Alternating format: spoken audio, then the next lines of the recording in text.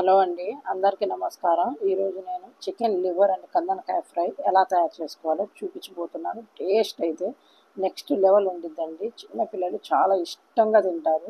Spicy అనేది లేకుండా ఆయిల్లో బాగా ఫ్రై చేసి ఉప్పు పసుపులో బాగా ఫ్రై చేస్తానండి. టేస్ట్ సూపర్గా ఉంటుందండి.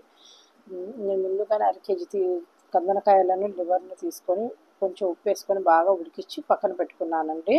ఇప్పుడు ఒక కళాయి తీసుకొని అందులో కొంచెం ఆయిల్ వేసుకొని ఒక 2 పచ్చిమిరపకాయలు కరివేపాకు వేసుకొని బాగా ఫ్రై చేసుకున్నాను. ఇప్పుడు అందులో ఉడికించి పెట్టుకున్న లివర్ని వేసుకొని పసుపు ఉప్పు వేసుకొని బాగా లో ఫ్లేమ్లో పెట్టుకొని బాగా ఎర్రగా వచ్చే వరకు వేయించుకోవాలి.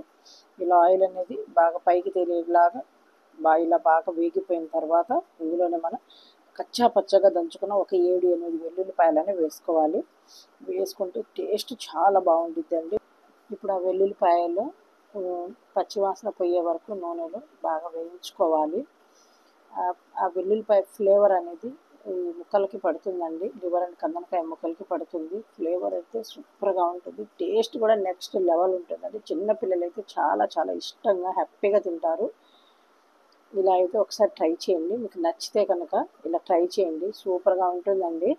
నా వీడియో కనుక మీకు నచ్చితే లైక్ చేయండి, షేర్ చేయండి, కామెంట్ చేయండి, సబ్స్క్రైబ్. Thank you.